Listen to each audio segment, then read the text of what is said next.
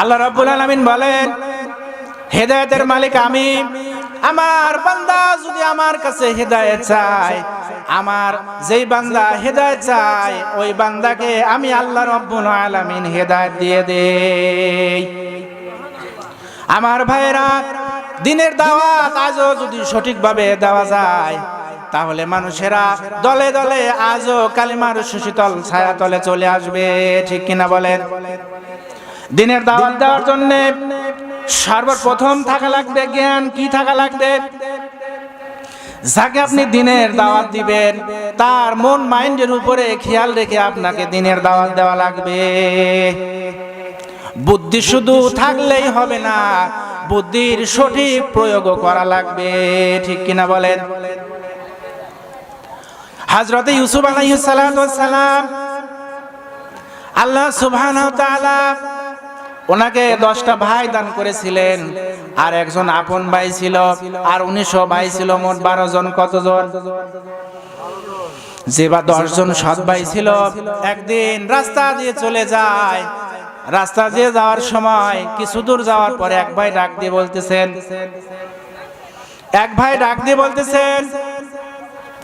এই রাস্তা দিয়ে একটা গাভী চলে গেছে। আর এক ভাই ডাক দিয়ে বলতেছেন, যে গাভীটা রাস্তা দিয়ে চলে গেছে ওই গাভীটা 8-9 মাসের গর্ভবতী ছিল। আর এক ভাই ডাক দিয়ে বললেন, যেই গাভীটাই রাস্তা দিয়ে চলে গেছে ওই গাভীটার একটা চোখ কানা ছিল। কয়টা চোখ? আমার ভাইরা, ঘটনা চক্রে রাস্তার পাশের এক বাড়ি থেকে একটি গাভী কিছুদিন আগে, এই সমস্ত গুণ সম্পন্ন একটা গাভী কিছুদিন আগে হারায় গেছে। গাভীর মালিক নিজেই শুনতে পেলেন, রাস্তা দিয়ে কে যেন চলে যায়, আর আমার গাভীর গুণগুলি বর্ণনা করতে করতে যায়। লোকটার আর বুঝতে কোনো কষ্ট রইল না। তিনি বুঝতে পারলেন, যদি এই 10 জন ব্যক্তিকে আইনের আওতায় যদি নিয়ে আসা যায়, অ্যারেস্ট যদি করা যায়, গ্রেফতার যদি করা যায়, বিচারের আওতায় যদি নিয়ে আসা যায়, আমার গাভী, যেই চোরেরা আমার গাভী চুরি করে নিয়ে গেছে ওই চোরদের সন্ধান অবশ্যই পাওয়া যাবে, ঠিক কিনা বলেন? লোকটি ছিল খুব চালাক, খুব সুকৌশলে ইউসুফ আলাইহিস সালাতু ওয়াস সালামের 10 ভাইকে বন্দী করে বাদশার দরবারে নিয়ে গেলেন। বন্দী অবস্থায় বাদশার দরবারে নিয়ে যাওয়া হলো। আমার ভাইরা, যাদেরকে অ্যারেস্ট করা হয়, গ্রেফতার করা হয়, থানায় নিয়ে যাওয়া হয়, তাদেরকে থানায় নিয়ে যাওয়ার পর সরকারিভাবে কিছু হালকা নাস্তা পানিরও ব্যবস্থা করা হয়, ঠিক কিনা বলেন? যদিও তা খাওয়া যায় না, দুর্গন্ধযুক্ত আটা, রুটি মুটি এইরকম জাতীয় কিছু দেয়, ঠিক কিনা? হযরত ইউসুফ আলাইহিস সালাতু ওয়াস সালামের ভাইদের অ্যারেস্ট করার পর, গ্রেফতার করার পর ওনাদেরকে রুটি খাবার হিসাবে দেওয়া হলো। রুটি খাওয়ার সময় ওনারা মন্তব্য করলেন, যেই মহিলা রুটি বানিয়েছে ওই মহিলা হায়েজ অবস্থায় আছে। আমার ভাইরা, একথা শোনার পর সবাই অবাক হয়ে গেল।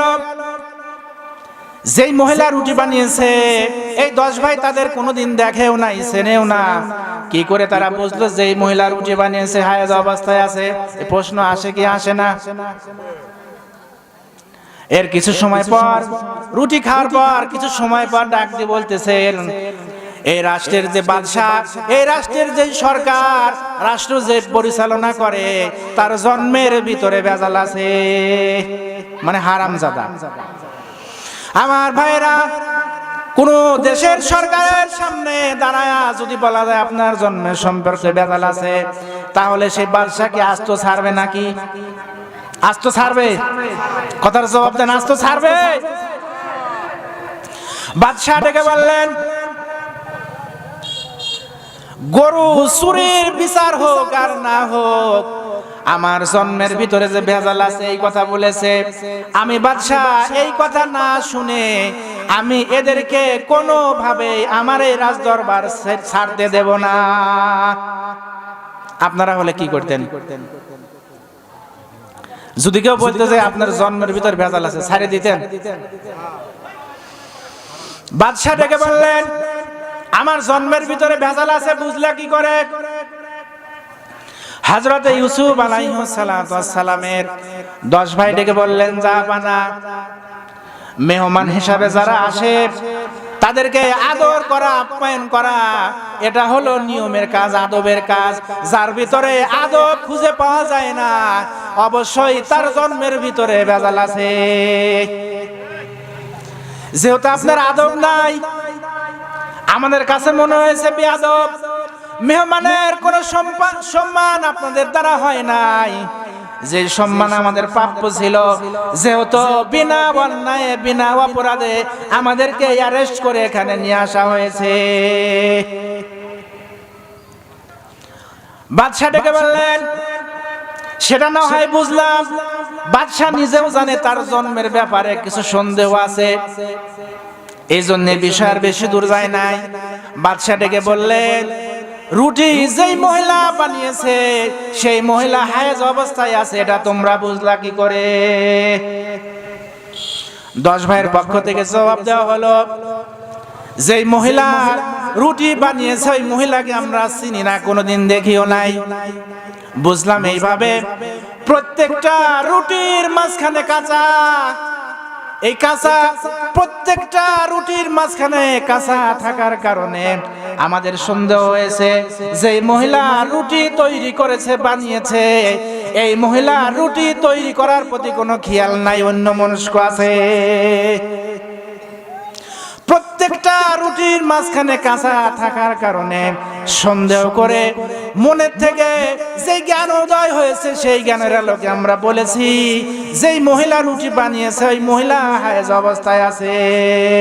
বাদশা খোঁজ নিয়ে দেখলেন যেই মহিলা রুটি বানিয়েছে সত্যই সেই মহিলা হায়েজ অবস্থায় আছে। তাও সুবহানাল্লাহ কয় না? আমার ভাইরা, বাদশা এবার মূল প্রসঙ্গে চলে গেলেন। ডাক দিয়ে বললেন, গরু চুরি হয়েছে এই লোকটার।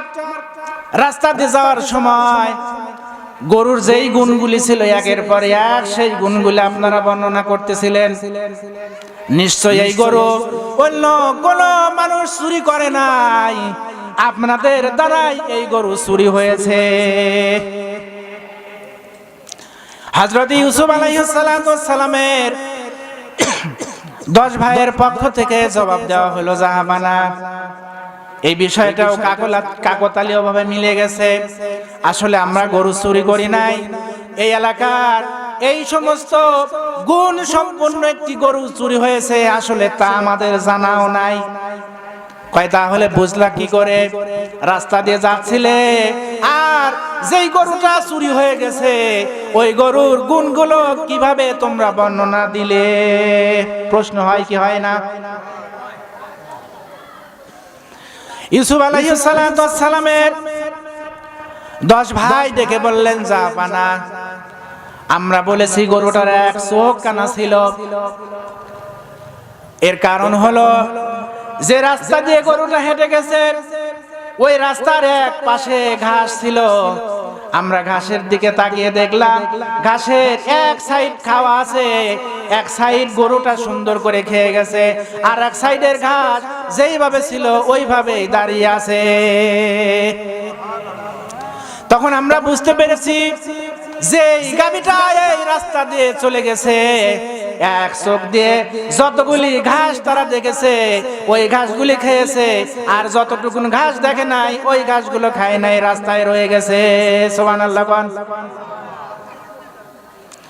বাদশা ডেকে বললেন, সেটা না হয় বুঝতে পারলাম, কিন্তু আপনাদের ভাইদের পক্ষ থেকে বলা হয়েছে গাভীটা 8-9 মাসের গর্ভবতী ছিল, এটা বুঝলেন কি করে?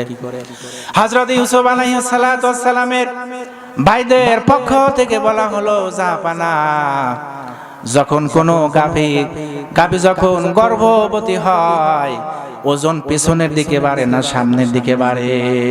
কোন দিকে বাড়ে? গাভী যখন গর্ভবতী হয় ওজন পিছনের দিকে বৃদ্ধি পায়। রাস্তা দিয়ে যাওয়ার সময় আমরা দেখলাম গাভীর পায়ের ছাপ পড়ে আছে রাস্তায়। সামনের দুই পায়ের চাইতে পেছনের দুই পায়ের যেই ছাপ দেখা যায় ওই ছাপটা মাটির ভিতরে একটু বেশি দেবে গিয়েছে। আমার কথা বোঝেন? সামনের দুই পায়ের চাইতে পেছনের দুই পায়ের ছাপের গভীরতা বেশি। সেই আলোকে এই পায়ের ছাপ দেখে দেখে আমরা বুঝতে পারলাম এই রাস্তা দিয়ে যেই গাভীটা হেঁটে গিয়েছে ওই গাভীটা 8-9 মাসের গর্ভবতী ছিল। সুবহানাল্লাহ কোন। বাদশা মেনে নিলাম, সেটাও না হয় মানলাম, কিন্তু এই রাস্তা দিয়ে গাভী গেল এটা বুঝলে কি করে? হযরত ইউসুফ আলাইহিস সালাতু ওয়াস সালামের 10 ভাইয়ের পক্ষ থেকে বলা হলো, যাবানা প্রত্যেকটা গাভী ঘাস যখন খায় ঘাসের মাথা থেকে খায়, গোড়ার দিকে খায় না। আর পুরুষ ষাঁড় গরু যখন খায় ঘাসের গোড়ালি সহ পুরা ঘাস খেয়ে নেয়। কথা বোঝেন? ঘাসের মাথাগুলি কাটা, শুধুমাত্র ঘাসের উপরের সাইড কাটা দেখে খাওয়া দেখে আমরা বুঝতে পেরেছি এই রাস্তা দিয়ে যেই গাভীটা যেই গরুটা চলে গিয়েছে এই গরুটা কোনো পুরুষ গরু ষাঁড় গরু যায় নাই, ওই গরুটা একটা মহিলা গরু গাভী ছিল। সুবহানাল্লাহ। কতটা বিচক্ষণ হলে পারে, জ্ঞানের গভীরতা কত বেশি হলে এরকম ট্যালেন্ট হওয়া যায়। শুধুমাত্র সন্দেহের বশবর্তী হয়ে মূল বিষয়গুলো কত সুন্দরভাবে উঠে এসেছে।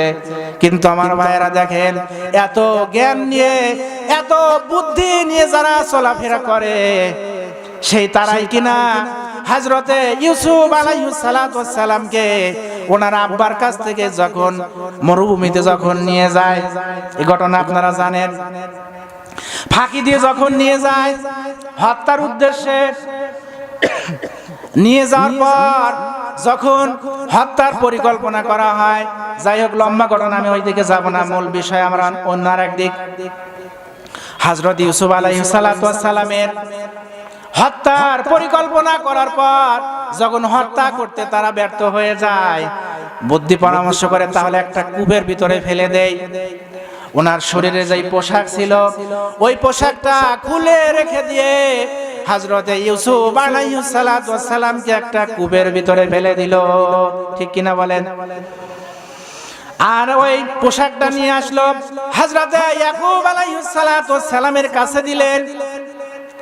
একটি ছাগল জবাই করে কিছু রক্ত নিয়ে এসে ওই পোশাকের সাথে লাগাইয়া দিয়ে বললেন, আব্বাজান, আপনার আদরের সন্তান হযরত ইউসুফ আলাইহিস সালাতু ওয়াস সালামকে আমরা নিয়ে গিয়েছিলাম, দুঃখজনক হলেও সত্য, বাঘের হাত থেকে আমরা ইউসুফকে বাঁচাতে পারি নাই। এই যে দেখেন রক্তমাখা জামা কাপড়, আমাদের আদরের ভাই কলেজার টুকরা ইউসুফকে বাঘে খেয়ে ফেলেছে। এই যে রক্ত মাখা জামা কাপড় আমরা নিয়ে এসেছি।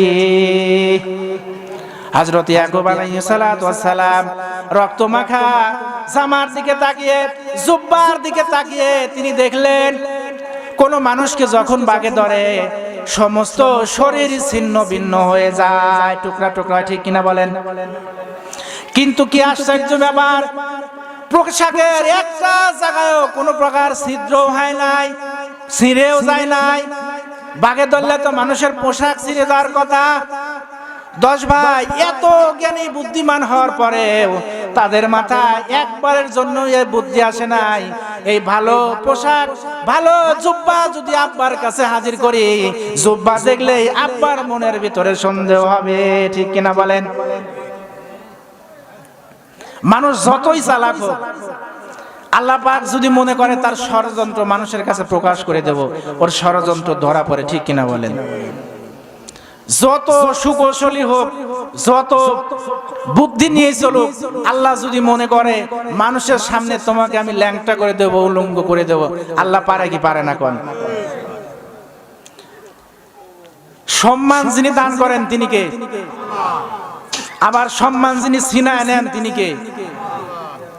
মূল কথা হলো ভাইরা আমার, দিনের দাওয়াত, বিবেক জ্ঞান, যেটা আল্লাহ পাক বলছেন যে জ্ঞান দ্বারা বিবেক দ্বারা মানুষকে দিনের পথে ডাকা লাগবে, তবেই মানুষ দিনের পথে আকৃষ্ট হবে। এবং হেদায়েতের বাণী তাদের যদি কানের ভিতরে সঠিকভাবে যদি দেওয়া যায়, হেদায়েত যদি থাকে, তারা এক সময় হেদায়েতের সুশীতল ছায়া নিয়ে চলে আসে। বলেন সুবহানাল্লাহ।